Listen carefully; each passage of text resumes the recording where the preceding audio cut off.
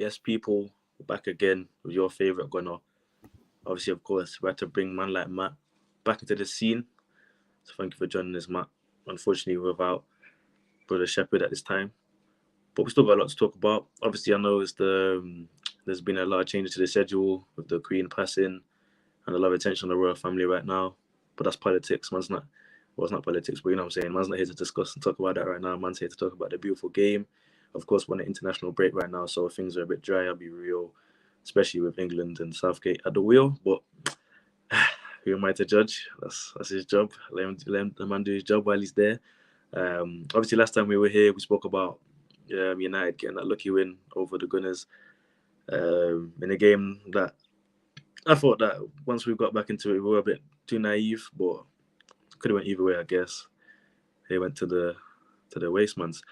But in the midweek, obviously we had the first Europa League week. I know you guys played Sociedad, lost, and we played is it Zurich, FC Zurich? Yeah, FC Zurich. Debut goal from Gabriel Mancales. Was happy to see that. I mean Marquinhos even. Was happy to see that. Obviously, we could have played a bit better. I still don't believe in our B team. It's still a bit ifs and buts. Could do some strengthening, but we'll talk about your game against Sociedad, and then we'll talk about your game against Sheriff. So I know you guys didn't play on the weekend due to obviously the Queen and stuff. But against Sociedad, did you watch the whole game? Yeah, I watched both games. The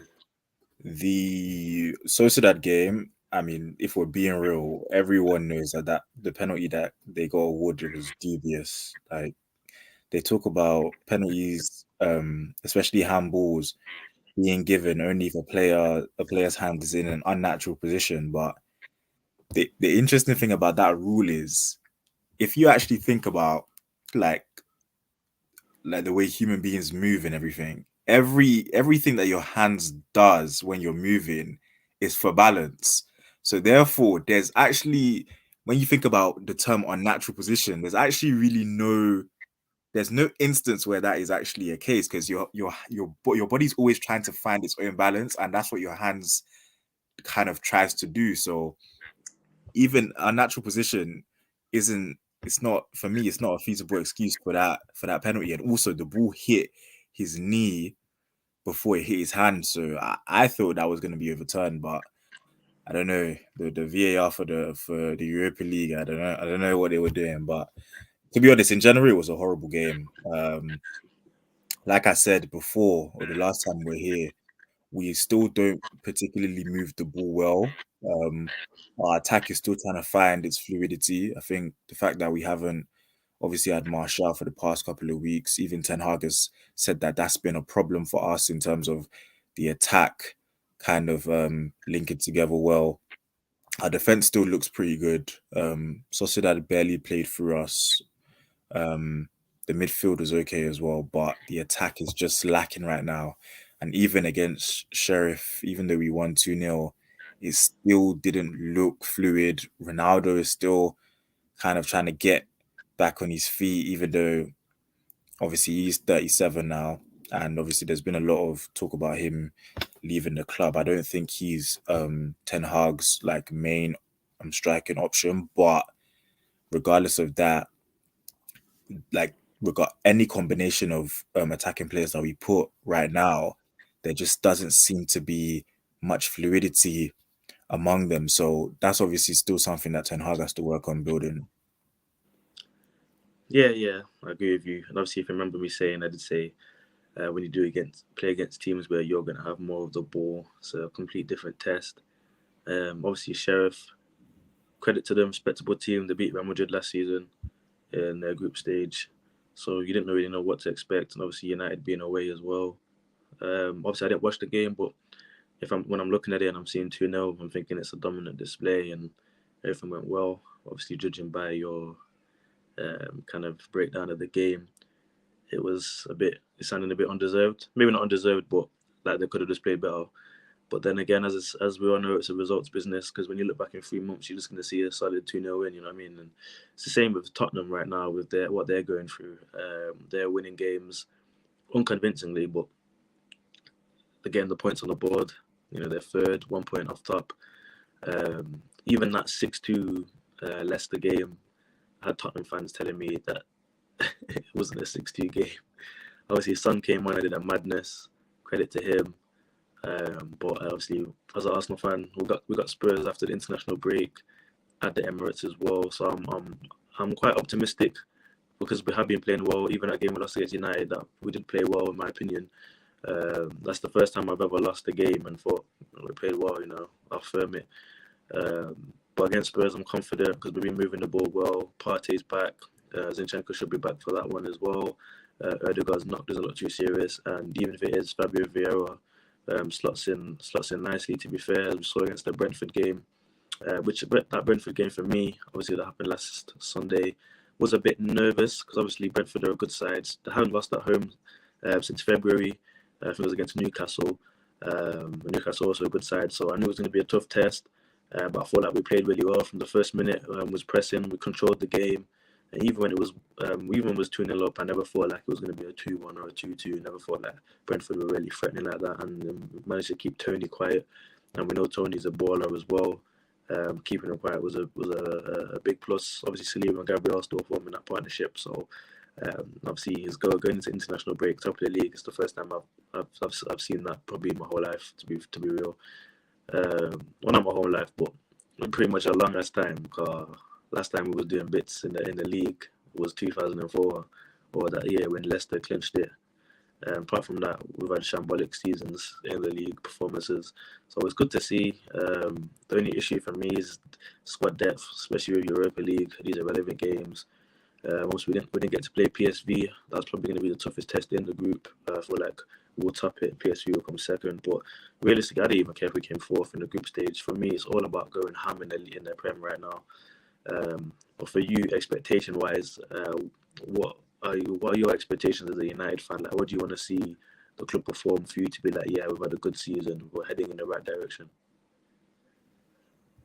See, I hear what you're saying about like just kind of going all out for the league, but I think for me, a trophy can do a lot for a team, and I think we've seen in the past that sometimes when a team is able to just kind of win trophies, it just helps them kick on from it. Like it's just a massive confidence booster, and it's interesting because even in like Pep's kind of best seasons for Man City, everyone always wonders why he takes the Carabao Cup so seriously. And there was one time he said that because when you're able to win a trophy that early in the season, it just gives the players more confidence, and it just kind of it gets them kind of used to winning. And so, although I do think we can get top four, I don't think top four is beyond the realms of possibility for United. I would like us to make a push for the Europa League as well. Now, whether we had the squad, the strength in numbers to do so, I don't know. I remember in the 15-16 season, in Mourinho's, no, not the 15, the 16-17 season, Mourinho's first season for us, when he actually won the Europa League, we pretty much forfeited the league like with 2 months remaining. I remember Mourinho's exact words were, "We have a bunch of games that we just don't want," and so we in that season we pretty much said we're going all out for the Europa League, and we're basically forfeiting all seriousness in the Premier League. Now, I wouldn't want to do that, but if it comes down to it and we find ourselves in a semi-final of the Europa League and top four doesn't seem certain or doesn't seem to be likely, then I would like us to push for the Europa League. Obviously, that with that being said, that's also taking into consideration the quality of teams from the Champions League that could be getting relegated. Yeah. The likes of Juve could get relegated, and I know people might think, they're not good. Like we can beat Juve, but you never know. I think if Tottenham, if a team like Tottenham aren't careful, I know you were talking about it being a results business, but I firmly believe that when you consistently put up below par performances, it catches up to you. And I think that was that was one of the reasons why Sporting beat them. I think in that Sporting game, they kind of just thought they could coast through the game and maybe nick a 1-0 victory, but instead they ended up losing 2-0. And I think with the way they've been playing, if they're not careful, they could end up finishing third in that group. So yeah, but with that being said, I would like us to make a push for the Europa League. It would be nice for Ten Hag to win a trophy in his first season. Okay, no, 100% agree with you. I was going to mention as well, yeah, teams getting relegated. Obviously, every English team's had a pretty much poor start, except for City in the Champions League. So Chelsea struggling, lost in the draw. Liverpool lost in the draw. Obviously, teams like this, they can turn it around like with a snap of the fingers. Klopp's a phenomenal manager. He knows how to get the best out of his team. And we do live in a very reactionary fan base era. 3-4 games you've struggled, and now all of a sudden you're not winning the league or you're not topping your group stage. People need to just relax a bit, remember what he's accomplished and how he started off accomplishing it. I do reckon Liverpool will bounce back, but out of the four, Liverpool City clearing through. Chelsea though, new manager Potter. Potter's a good manager, yes, but obviously when you win a team like Brighton, they're more keen to adhere to your tactics and your game plan rather than when you go to a team like Chelsea, more egos, more money, more attitude. You got the youth. What did you think of the Tuchel sacking? What did I think of the what? The Tuchel sacking. Yeah, I thought it was ridiculous. Very premature. 100 games manager and he's only lost 16 and you're sacking him. He's had a rough start to the Prem this season, but the man's won you a Champions League. What are the odds? Okay, came fourth last season, but third, last season, but like it came Liverpool and City are above, man. Like that's not something to be embarrassed of. Like they're miles ahead of everyone right now. We know that. So yeah, I do feel like it was premature. I thought with the new owner, things would be slightly different. I thought he would want to, build up more of a legacy with Tuchel. I don't think he was going to be on the same vibes as Roman, which he was. Fair play, because you could argue and say it shows ambition. But when you sign someone like Potter, who obviously was in a lower club, Brighton, hasn't really won anything. Yeah, he's overachieved with the club, but we've seen it time to time. We saw it with Nuno when he overachieved at Wolves, went Tottenham and it flopped. So it's always going to be a risky gamble. But yeah, Potter is a good manager, but I don't know. For me, I feel like Tuchel's already pretty much proved himself, and he didn't really give him time to gel with the team he just bought. So yeah, I don't know. What about you? Do you feel like it was a bit prem? No, yeah, it definitely was premature. I thought the decision was a bit erratic as well, but I think one of the things for me is that when it comes to like Todd Bowley and everything, he has already demonstrated that kind of knack to be a bit erratic. I think by getting rid of all of the like the staff and the executives and stuff for Chelsea when he came in, and I don't know, it set a bad precedent, and I almost feel like he pretty much used Tuchel as the draw to sign the players he wanted. Yeah. Gonna get rid of him. I think Matt will pop back in a sec, but feeding off what he said, I definitely do agree. They definitely used Tuchel's name as a little influence grabber there. Can you blame him? No. If I was the owner, I'd probably do the same thing, to be honest. At the end of the day, you want to perform, you want to get more money, and you want to keep the fans happy. But to be fair, I haven't really seen a negative reaction from the Chelsea fan base. Yeah, now that you're back, Matt, I was actually just agreeing with what you said with like him using Tuchel's name as a little attention grabber, which to fair play is I'd probably do the same thing if I was the owner of Chelsea, to be honest with you. But yeah, Karen was what you were saying. Sorry. What did you think of him saying that like we should have an all-star game? What howdy partner? I thought it was S1 Tech. No, I'm joking. Obviously, like I get it. It's good. Two things for me. The schedule list is already too packed. Players are not robots. They need to relax. They need to break. Secondly, as well, I feel like All Star is great, but if you're gonna do it, you gotta do it properly, and you gotta do a European All Star. I don't want to see a Premier League All Star because there's too much talent outside of the Premier League as well. And I feel like if you're gonna do it, go ham, go all the way. You know what I mean? People want to see Messi and Ronaldo in that All Star, not just Ronaldo and Haaland. You know what I'm saying? Like people want to see those other European players in there. But I don't know, people. But for me personally, I would prefer it, and it would be like a better achievement to be in a European All Star team rather than just a Prem one. Um, so yeah, what about you? Are you on the All Star hype? You know the thing, a lot of like the opinions I've heard about it, like a lot of people have just dismissed it. But people's main concerns with it come from like how it's going to be formatted. So obviously it's been inspired by like American sports, like especially in the NBA.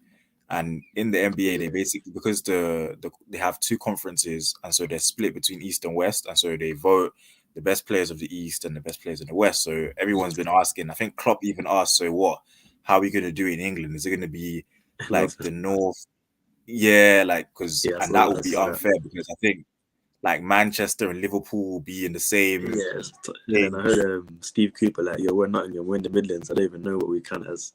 Yeah, exactly. So, but I think it doesn't even have to be that complicated. What if they were going to do it? I think what they should do is they should get, so I guess 11, maybe 16 players. So 16 players per team, or maybe 18 players.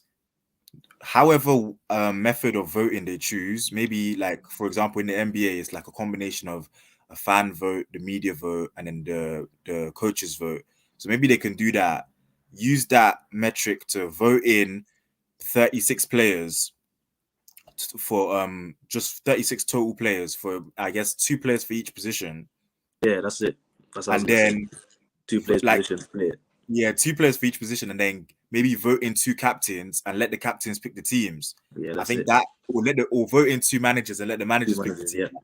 Yeah, I yeah, don't think it has to be like the whole East West thing. But yeah, you're yeah, right, though. I think it should be a Europe thing, not just a domestic Premier League thing. yeah. Because then if we do that, then every other league's gonna do it because of TV rights and whatnot, and then it's just dead. Like I'm not sitting down watching the. No offense, I'm not watching a French All Star match. You know what I mean? Like Yeah, it's just PSG. Like what's the yeah, point? exactly. Or like a German one, it's Munich and Dortmund. Like that makes But sense. but you see, but you see, that's the thing though. Even if it was just the Prem, like it could literally just be all players from like the top three. Like that, the other teams are gonna feel completely excluded from it. Yeah, facts. But no, interesting point there. We'll see how that pans out. But yeah, to be fair, I feel like the idea did kind of get dismissed. To be real with you. But yeah, obviously, as I said before, United didn't play on the weekend. Arsenal did. Not gonna go back into that Brentford game. Pretty much happy with the 3 points. Happy to be on top of the league. Um, let's gear into next after we get back from the international break. So the next Premier League fixtures. Do you know who you guys are facing? I actually don't. Gonna quickly check. Obviously, Yeah. we've missed how many games? I think we've missed two. Yeah, you must. Yeah, I think it Um, was two because it's supposed to be a midweek one, wasn't it? I know you're yeah, supposed to play City, right? we missed Crystal Palace and Leeds. Oh, Leeds. So you playing City? Yeah. Oh yeah. We have City. Yeah, talk We to me, have bro. City the Talk to me, first. bro. Yeah, Man, finna get on the second. smoked. Haaland hat trick, 10 minutes. Nah.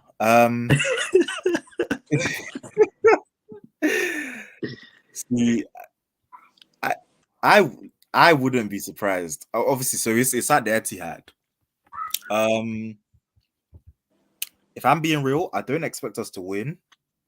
But if we were to get a result, it wouldn't shock me. I think our defense right now, currently, are proven to be a force right now. I know it's not been a lot of games, but the solidarity in our defense, the unity in our defense, it just looks different, and I think that all of our defenders are complementing each other very well. And I know people have like been talking about how like our defenders are just kind of like on the whole passion hype thing because they're high-fiving each other after every block or after every clearance, they're celebrating and stuff. But it doesn't matter what they're doing as long as they're doing what they're supposed to be doing. And in a couple of games this season, as ruthless and as prolific as City have looked, there have been a couple of games where they have struggled to kind of fork out enough chances, or maybe not even fork out enough chances, but just they've been sloppy in their ball movement in a couple of games against Aston Villa, even against Dortmund. For large parts of the game, they looked a bit toothless. So you never know, man. Like I said, I don't believe in our attack right now. So if we, I mean, I guess we're gonna go there and look to play on the counter. So I guess we don't, playing on the counter, you don't really need to be fluid. All it really takes is one direct ball or a couple of direct passes, and you can be in behind. So I assume that would be our game plan going into the game. But literally, it's all about just trying to remain compact. He needs to get the lineup right. I think although Casemiro is a big money signing, McTominay for some reason since Casemiro's come in has just been playing out of his skin. So I wouldn't fix what isn't broken right now. I would stick with McTominay in the midfield. The defense needs to stay as it is. The attack, obviously, if Martial is fit, I'd love to see Martial start, but it looks like it's going to be Rashford again. Ronaldo wouldn't make the 11. I know that for certain. So it'll be Rashford up top again with Sancho and Anthony on either side. And yeah, if we can hit them on the counter like we did you, who knows? No, sorry about that. My son was fair enough. He's not too well. Yeah, I hear the counter talk again. For me though, I just feel like when you set up like that against City, it's a long day. That's penetration for 90 minutes. Pause. Like, yo, man, I'm gonna be under the cosh. And yeah, I hear the counter talk. City are, as you saw against that Newcastle game, they're not too confident when they're getting run at still. But then I'd argue back and say against Villa, against Dortmund, yeah, they didn't play as well. Still picked up points. And maybe it was a mentality thing. Maybe they thought, it's Villa. They've had a crap start. It should be a walk in the park. I watched that Villa game. They could have put it to bed. They should have put it to bed for me. And then people are speaking differently about that game. And they're top of the league as well. Dortmund one, I didn't watch the Dortmund one. Haaland's got was class though. But yeah, I definitely feel like United do turn up against City. But I just feel like this City team right now, with Haaland, scary, bro. I'm scared. I don't even play City. Yeah, I'm scared. you know the thing. Yeah, you know the thing, because obviously he's been the major addition to the squad. I know we spoke about Akanji a few weeks ago, and he's actually been all right in the couple of games that he's played. But a couple of their players do look a bit dodgy right now. I think the likes of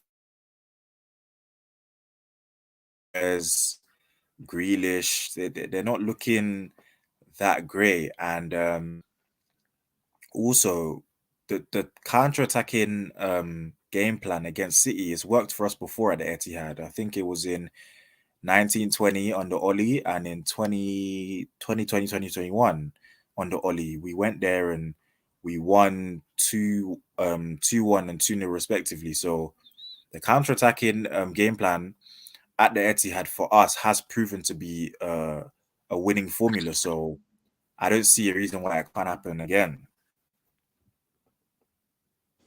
I want to say one thing and one thing only, bro. Haaland. That's all I'm gonna say. I'm gonna leave it there. Because I know when we do the next broadcast, I'm gonna look back at this camera and I'm gonna go, Haaland. You don't think Latoro can deal with him? Bro, Luigi's not doing that to Haaland, bro. Come on. Let's be real. Unless he grabs the I mushroom, ain't mean, nothing happening. bro, let's be real. He's defying all odds right now, bro. Like, have you seen his aerial win percentage? It's crazy. Yeah, that's because the ball is being shot at the other player's chest. Well, exactly. One of the ways at which to kind of defend Haaland is probably to get on his first touch. You can't allow him to like have Yeah, time to like run at you or do anything. Like yeah, it's a long, you it's should long. probably get on But his his first pace touch. is mad. And Once he gets in behind, because Varane's not the fastest. He's smart, but he's not the fastest. he's not the fastest anymore. Yeah, But exactly. he's still got a bit of He's not legs. slow. He's not slow, but like, yeah. And as soon as Haaland gets one on one with Martinez, he's just gonna just I don't know flick him over, bro. It's gonna breathe on him or something. I hear what you say. Martinez had a good start, yeah, but this is still the same guy that got violated by Ben Mee. So I don't know. Yeah, We know what can happen. that yeah, that Ben Mee one, bro. Ben Mee was literally on the floor when he scored that goal, bro. That doesn't even count, bro. So we know what can happen still. But no, it'll be an interesting one. Obviously, that's probably going to be the most anticipated and exciting game of the season so far. Um, obviously, we got Spurs. Already spoke about that one. Big London derby. Don't really need to get into it. Everyone knows that's a massive one as well. But I do favour ourselves, especially at home, to win. Simple as Jesus, Martinelli, Saka, just on it right now. Scary up front. But yeah, so talking about the most anticipated game of the season. The first 7 games for a lot of clubs, 6 for many as well because of the postponements. Um, let's go from the bottom 3 and then we'll do top 3. Right now, West Ham, Leicester, Forest. Is that something you expected to see, or are you surprised? I pretty much thought Bournemouth will be in there, just because they didn't really add enough players with Premier League experience. But it's funny how football is because Nottingham Forest pretty much added quite a few players with Premier League experience, and yet they're lingering in the bottom. Obviously West Ham is a shock. Um, spent a couple of spent big money this summer. Um, I don't know. Some people are kind of like putting it out there, the notion that David Moyes is only good when he's not when he doesn't have high expectations. So we'll see how that kind of pans out as the season goes along. But they've not been playing well at all. They should have got a draw against Chelsea, but even with that being said, they've not been great so far. With West Ham, I always said they don't really in possession. They're not the greatest team. Like even last season, I think they really rely on transition opportunities and set pieces to get goals. I think in the general play, they're really not that great, and I'd assume that's why they've brought in a guy like Paqueta. But yeah, David Moyes should be slightly concerned at this point in time. Obviously, he still needs the likes of Paqueta and Kara and some of the other players that he's brought to gel in with the squad. And obviously Leicester, yeah, it's looking like a disaster right now. When they sold Schmeichel, that was when I was really thinking, yeah, this is looking weird. Like Schmeichel to Nice, that just didn't make sense to me. Like one of the last few players from their title winning squad, their captain to sell him to Nice didn't resonate But well. he wanted to leave though. Did They didn't he? want to sell him. Yeah, he wanted to leave. They didn't want to sell him. He must Did have did seen he want something. did he want to go to Nice? I don't know if he wanted to go to that club, but he said he wanted to leave Leicester. Said he enjoyed it, but he felt like he wanted something new. Yeah, I don't know, man. That like I know every out of everything that happened with Leicester over the summer, it was that sale that really made me think, yeah, I don't know where the club's going. And the backup goalie, he looks very dodgy. So I don't know. The players that were really kind of put on a pedestal a few seasons ago especially in the FA Cup winning season. The likes of Ndidi, Tielemans, Madison has still been decent. Obviously, Vardy's aging now. Harvey Barnes looked inconsistent. Castagna, players that were really kind of being touted before, all of a sudden are having like drastic drops in form right now. So I would be worried because you can never get too comfortable and think, oh, we're too good to go down. There's no such thing as being too good to go down. So Leicester, I would really be worried about. Okay, fair enough. And with Rodgers, do you feel like if you was the board that you would just give him the sack now, or would you be patient? The problem is he doesn't look like he's up for it anymore. Um, who would I bring in though? Is this an Allardyce thing? Like, is this an emergency Allardyce thing? Because I don't Nah, know funny the whichever times there, managers. man. Or would I bring in Rafa Benitez? Like just managers that just want to get that will just try and get results, regardless of how pretty or ugly it looks. Yeah, no, I hear you. To be fair, the market right now is not really great for available managers. I would agree on that front. Plus, I heard rumors that Leicester could even get rid of him if they wanted to, due to his contract. So, but the thing is, Rodgers is a class manager. If I was a Leicester fan, I'd still have faith in Rodgers. Like he's done good with that squad. Got him a trophy.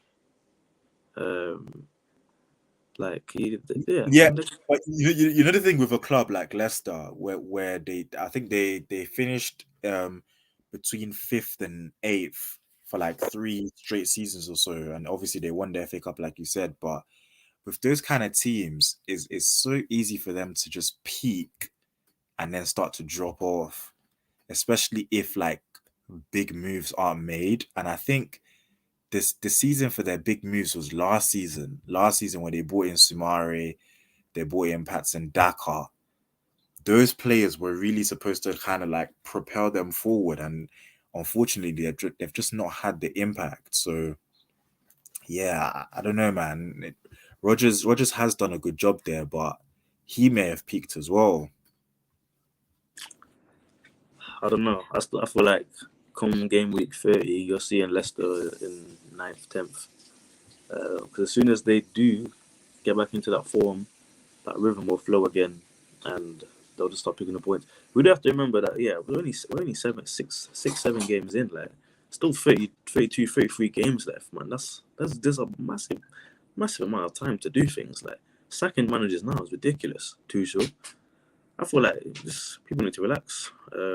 Scott Parker for another one. Obviously, I know he said a few questionable things to the Yeah, board. he basically exposed his Yeah. I get that.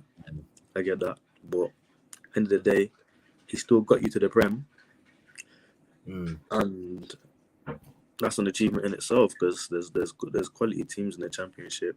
I know they came second as well, and had a good season. But yeah, I don't know. For me, I still like it's too early, man.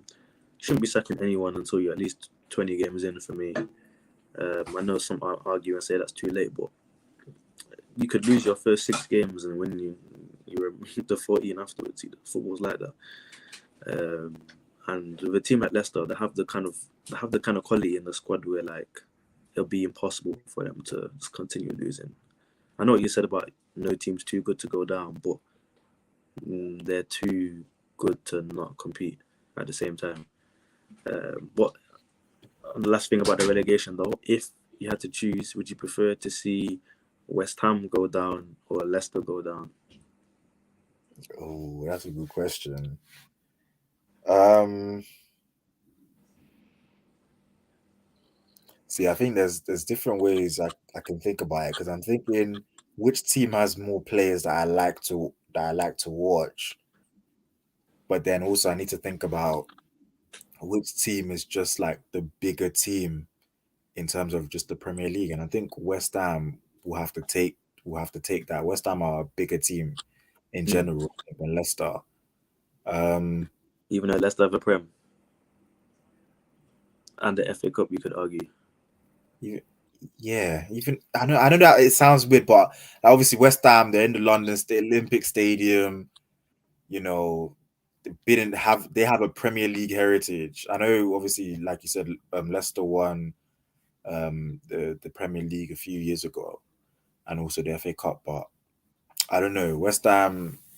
But the best thing West Ham have won is beating Liverpool last season. Facts.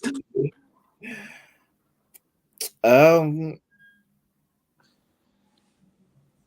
think if West Ham go down, it will be more like dramatic just because of how much money they've spent this summer.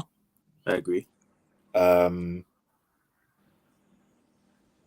also I'm also thinking about it in terms of like if either team were to go down, obviously players may have like relegation clauses in their contract. That's So true. That's true. which teams would be like which players would like teams just want to snap to get like Tielemans, calm, bro, calm, man.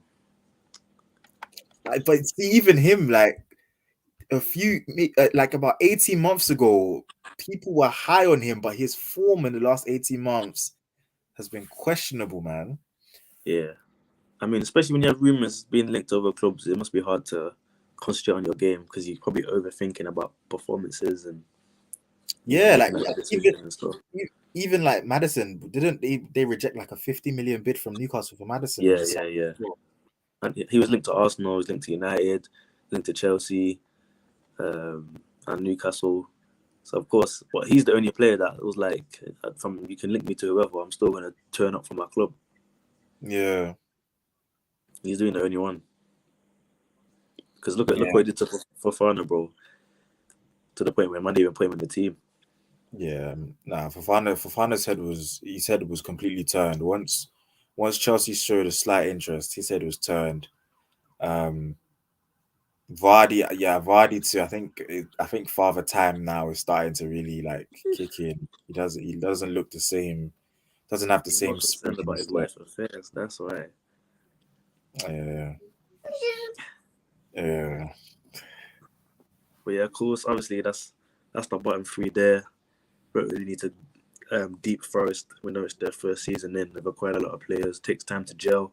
Looking at the top four though, I believe it's Arsenal, City, Spurs, and who's in fourth? Is it Fulham? No, it's not Fulham. Fulham. I think they've played more games. That's why. But even so, though, for them teams. to be hovering around there, that's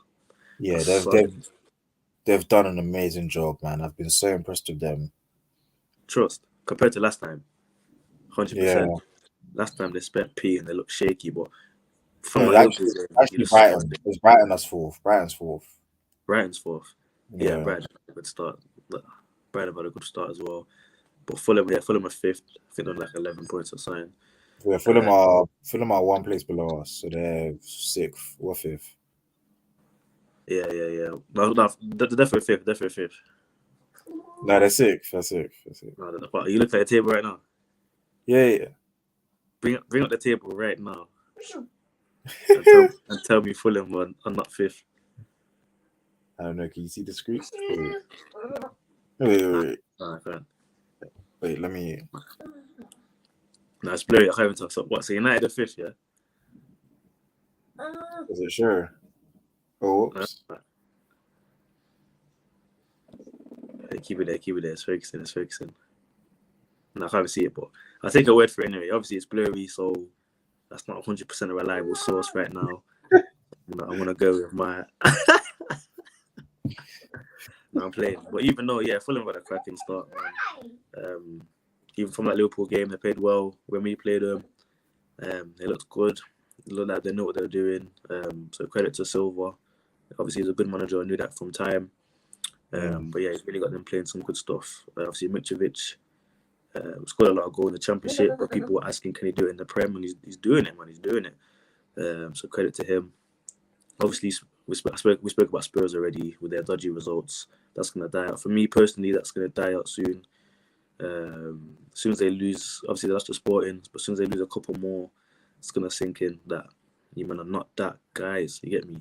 We're the team in London. Get me? But no, this Chelsea Spurs talk. They better not beat you at the Emirates. Well, They if they better beat not. me, I think I'm They jumping better back on this dream, bro. not. They better not. Green Shepherd ain't seeing and hearing from me. You know, I'm expecting a victory like last season under Nuno, where you guys go there and you blow them away in the first half. That's the kind of victory I'm expecting, based on how poorly they've been playing. No, I hear that. I hear that. Obviously, don't get me wrong, Spurs are a good team, and obviously I'm bantering. It's going to be a hard game. It's going to be a nervous one as well. You have to remember, we still have the youngest squad in the Prem. So, like, you saw that against the United game, the way it was a bit naive.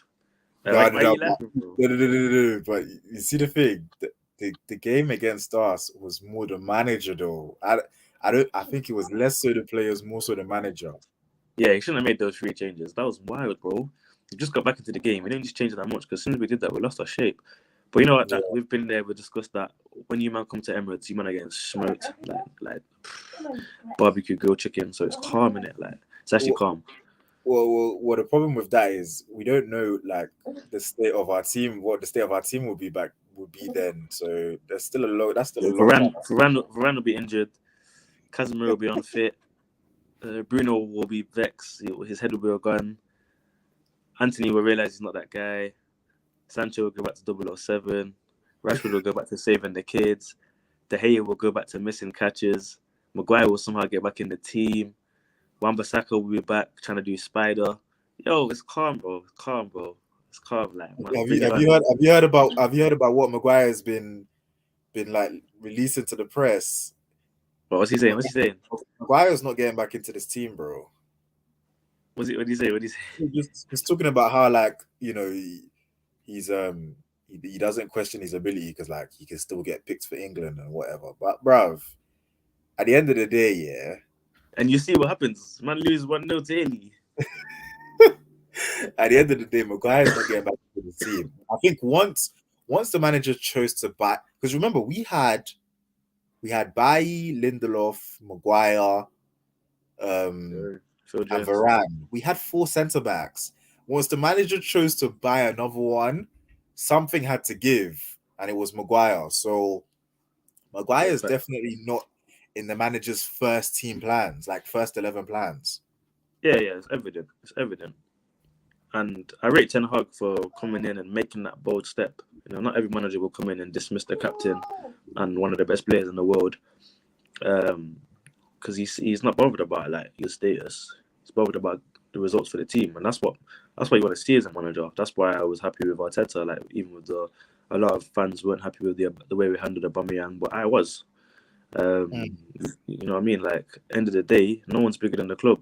Same with Guendouzi. Like relax, bro. Now you've gone Marcel, no one even remembers you. Like, it is what it is. So, yeah, for me, obviously, United, still big club, still have high expectations. So we'll see how that pans out. But yeah, we'll wrap up the top 4. Obviously, for me, City are winning the league. Haaland's breaking the goal scoring record, probably with ease, to be fair. Yeah, he's just, unless he gets injured, he's just smashing it right now.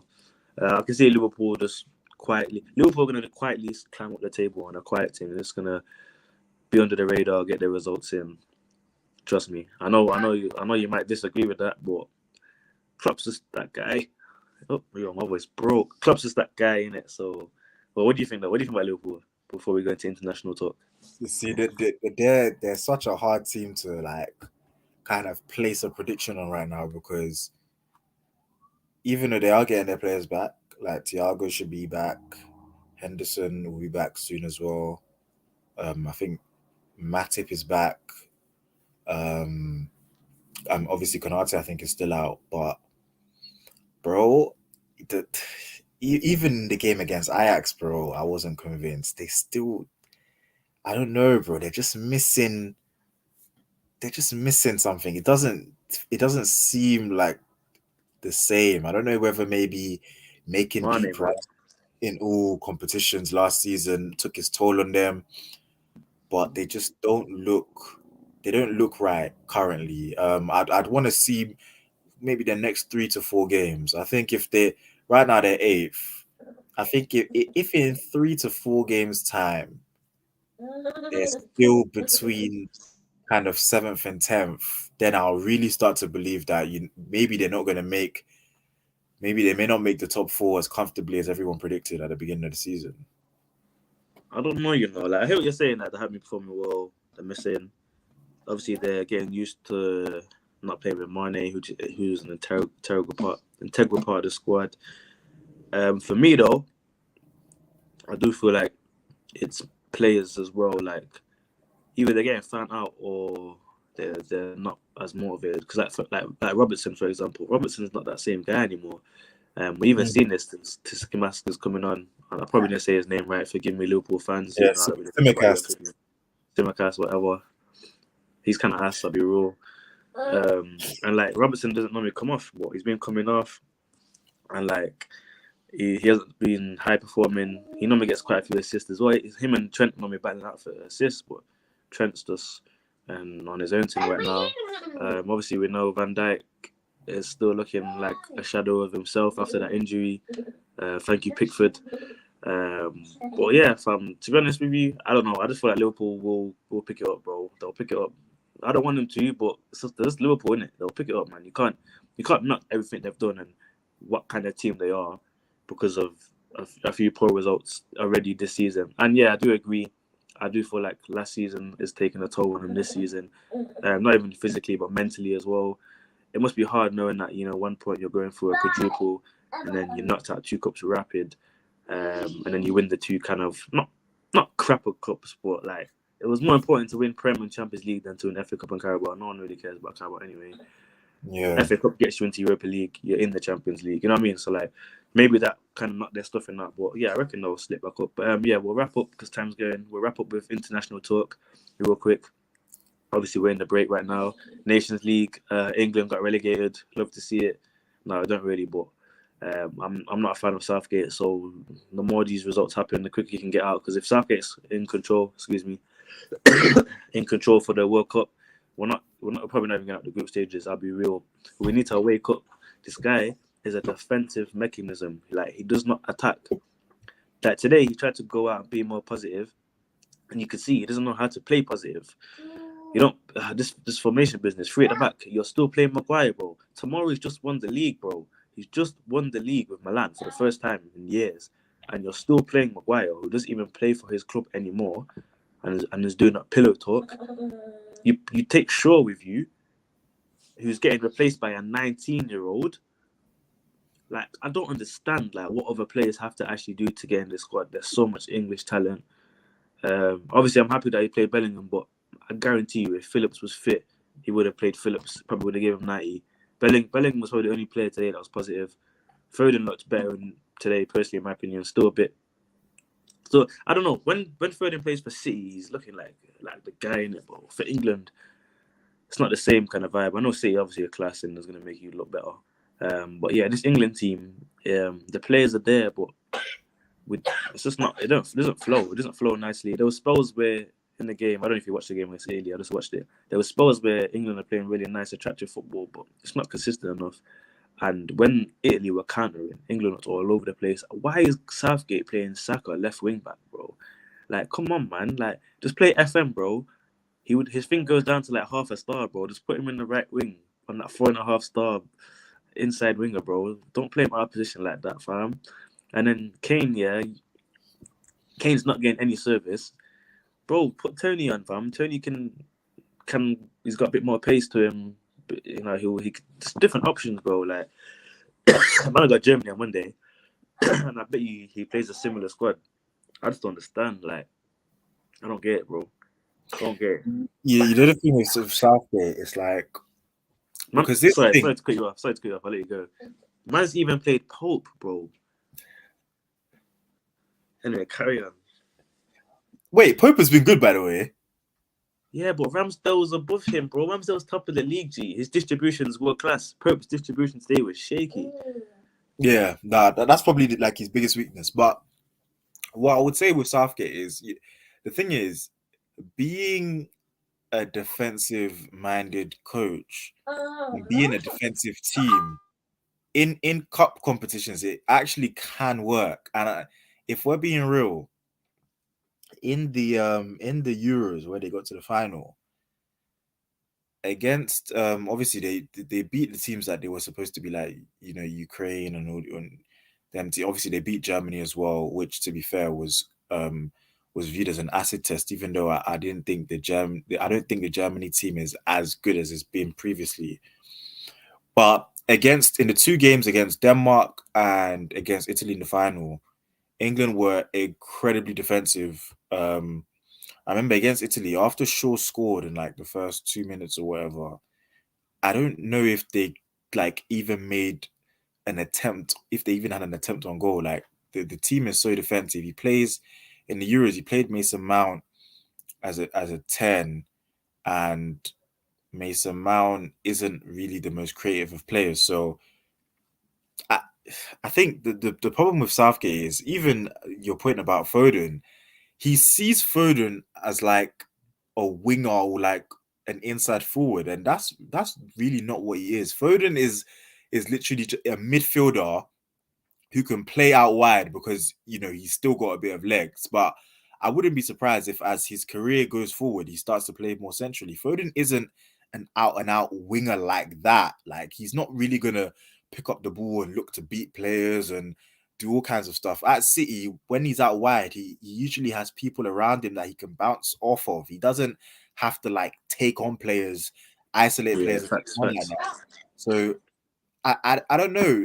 Like, even some things he said as well. Like, I remember when speaking about Grealish at some point, I think it was last season or something. He said something like Grealish needs to be putting up the same numbers as like Sterling and Rashford, and I was thinking Sterling and Rashford are inside forwards. Grealish is not an inside forward. Just because he can operate from out wide, it does not make him an inside forward. Even Pep said it not too long ago that they didn't buy Grealish for like GA goals and assists. So Southgate's just general analysis of individual players already has me questioning like just his general football understanding of the players he has, which is obviously not a good sign. I'm not gonna lie, bro. I gave up on watching England. I don't watch England play anymore. Like, even today's game, I was keeping up with the commentary. I was never gonna watch today's game. Um, I thought it would be a stink fest. It looked like it was from what I was reading. Um, obviously the five at the back.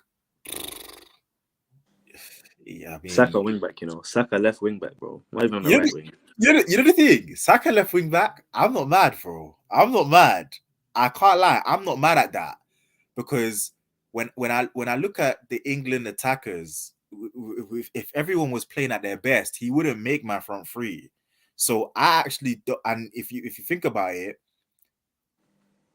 apart from Shaw and Chilwell, which other left back do England have? They're oversaturated with right backs. They've apart from Shaw and Chilwell, they've got no left backs. So Saka at left wing back, I'm not mad. I'm not mad at that. I can't lie. I'm not mad at that. And what that Mitchell from Palace, Oh ain't yeah, he left wing Mitchell. back? Yeah, Mitchell from Crystal Palace. Yeah. Uh, I'd rather I have him mean, than Shaw. Shaw's not gonna offer you nothing, bro.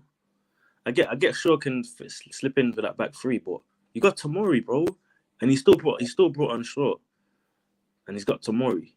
He took off Stones, I think, for sure. Like, what yeah. does Tomori have to do, bro? Tomori's our best centre back, G. Like, he's actually our best centre back. It's like he doesn't watch. If he probably thinks, oh, Serie A, don't count, or something crazy like that. I don't know. Yeah, I I don't know. mean, that's probably true. Like, I mean, like, you know the way He's South, definitely Prem bias. Yeah, he's Prem yeah, bias, 100%. I was gonna say, you know the way Southgate goes like and watches, like sometimes he'll be at like a Prem game watching England players. I don't think he's going to Italy to watch.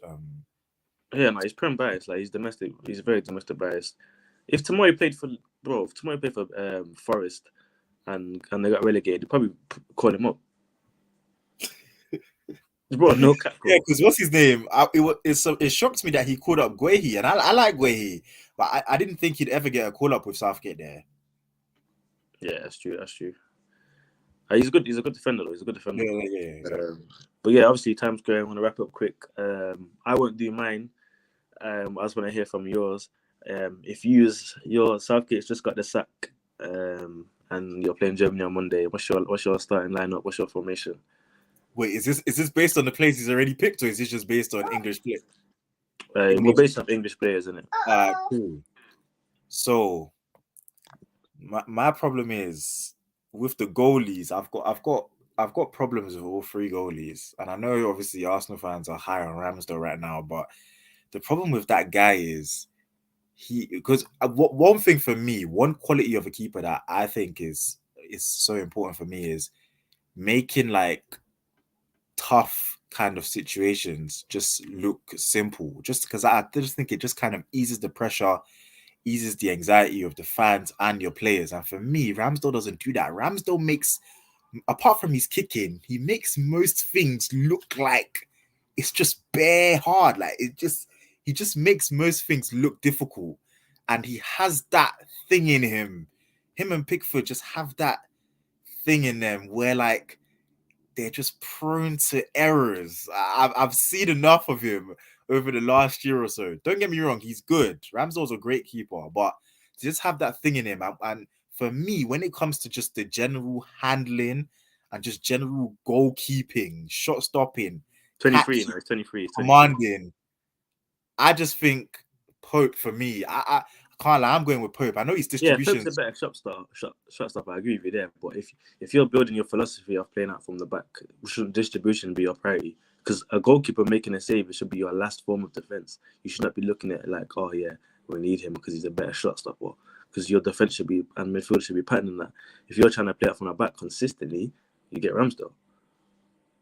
That's a fair point, but a keeper who's also been kind of criticized for his feet, which to be fair, I think is underrated, is Courtois. And Real Madrid won the Champions League and do occasionally play out from the back as well. So I think it's something that you can get away with if you've got good enough defenders if you've got defenders that are good enough on the ball. Fair enough. I would go with Pope. Second. In fact, I'm gonna counter. Yeah. You say yours and I'll say mine, innit? Well, I'll do the same for cool. me with you. So I'll say Ramsdale still. You know what? I'm gonna go 5 at the back. I can't lie. I'm gonna go 5 at the back. Man, Southgate's you, blood. I'm gonna go 5 at the back. And I can't lie. I'm sticking with Saka left wing back. If I was playing 5 at the back for England, I am playing Saka left wing back. Saka was introduced to me as a person that views and watches football. Saka was introduced to me as a left back, and I'm pretty sure left back, and that was forced left back, and that was 2.5 years ago. Yes, but also he had a season where he played left wing back and played there very well. Plus, I personally if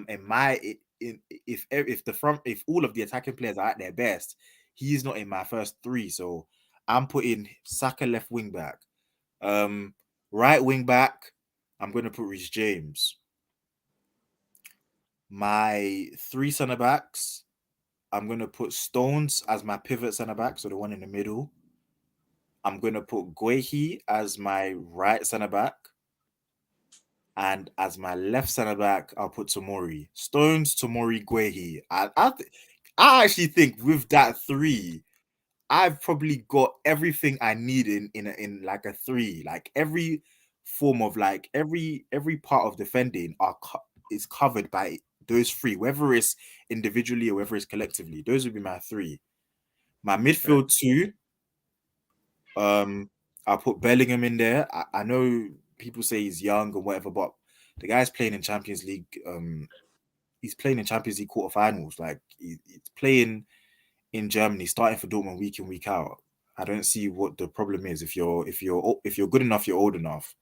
I'll play Bellingham in there, and I'll play Rice. But to be fair, it's just out of necessity more than out of desire. I'll just play Rice and Bellingham in there. Now my front 3, obviously Kane has to go in by default. If everyone is at their best, if everyone is at their best, Kane. I swear if you say his name, bro. Moms, I'm ending the stream right now.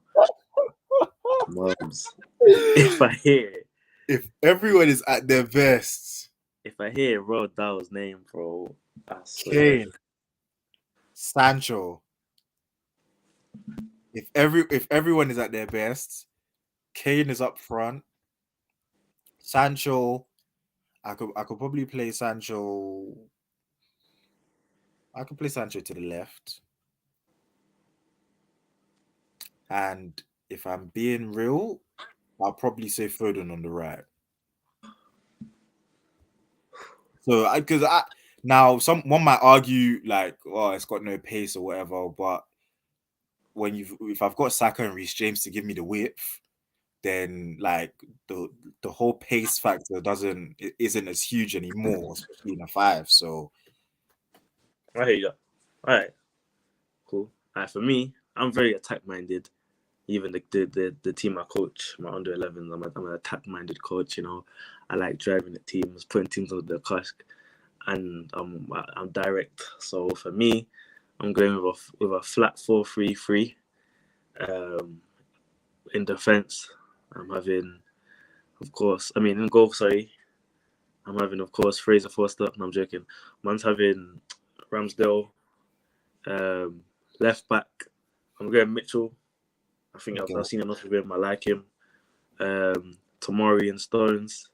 And then right, I'm going Trent. I know there's a lot of shout about James, but I just feel like Trent's delivery, his precision. Okay, cool. He's not the best defensively. However, as I said, I'm an attack-minded coach, and ball plays like that for me. But I can't lie though. You cannot tell me that Trent is a better right back than Reece James. Going forward or defending, you can't tell me that. Well, I think like his stats say otherwise. But anyway, in that midfield, bro, you can do your grin or your want, bro. My man has topped the assist boards time and time again. Let's be real, bro. Like, I hear what you're saying about James. Who has just because James can drive forward, that's great. Arnold doesn't need to drive forward because his precision when he whips it in is finding Kane. James didn't find Kane today, bro. Arnold's finding Kane. That's the difference. I'm an attack-minded coach. It's great you running down the wing, but if you're not getting anything with it, what's the point? You might as well chill back in the changing room, bro. Arnold is getting my assists from.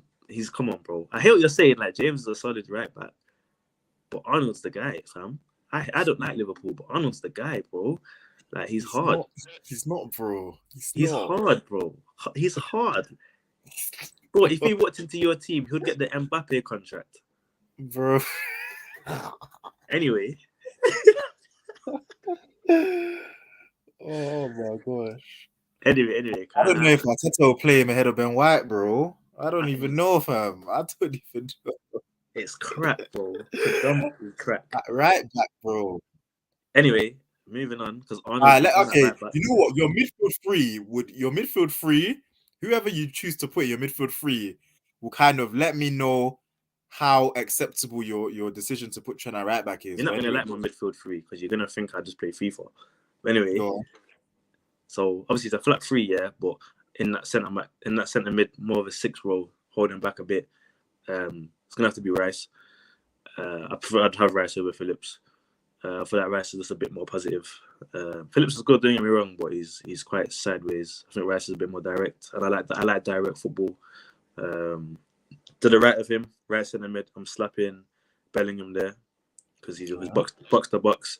So when Arnold pushes, Bellingham sit back sometimes, help out.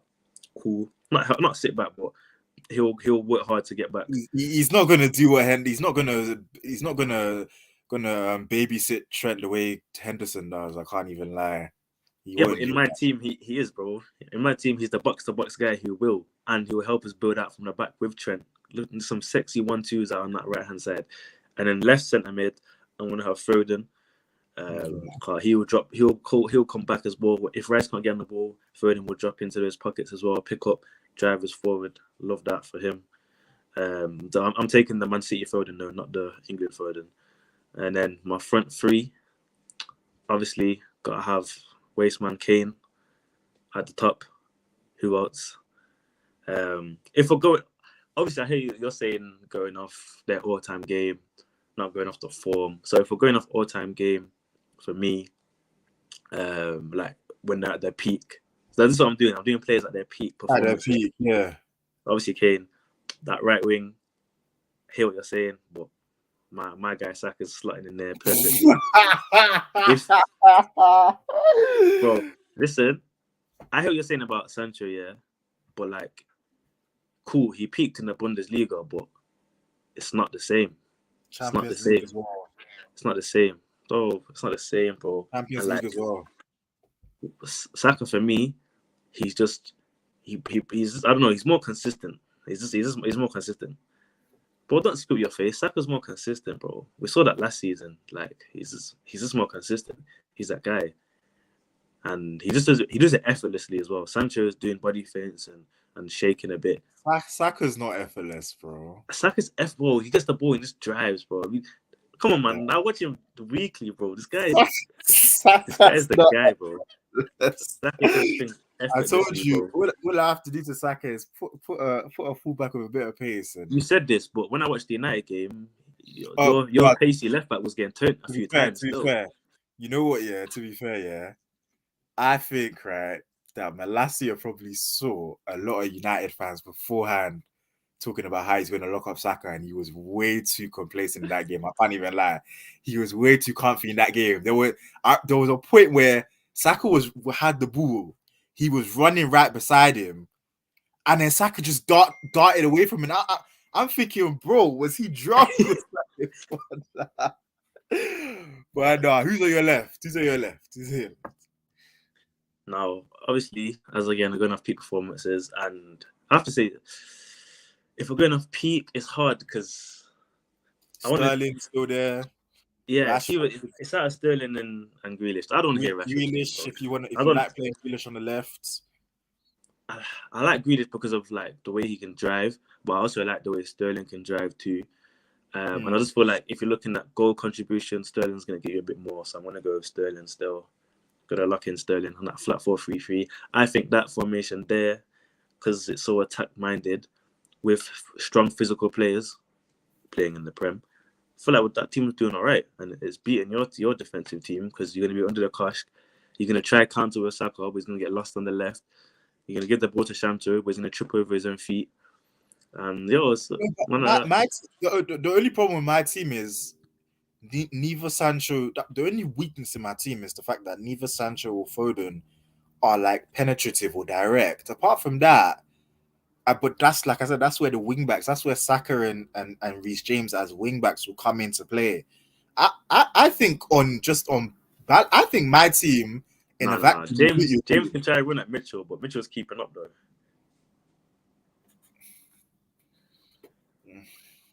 Mitchell's keeping up.